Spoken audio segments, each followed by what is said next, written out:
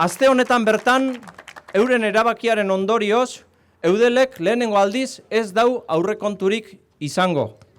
Ezetzaren estrategia, krispazioa eragiteko estrategia, ahaldaben guztietan egonkortasunaren ordez zatiketa jartzen saiatzeko.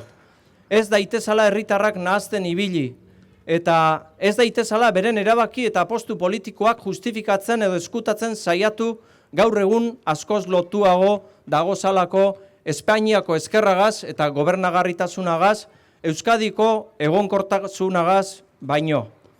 Hemen Euskadin ez esaten deutzegu marra gorriei, kritika zuntzitzaileari eta inposaketari.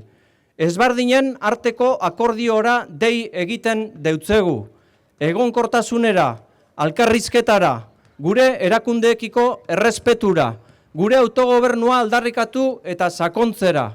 Etor zaiteze alde honetara, Euskadiren mesedetan adostutako akordioen taldera.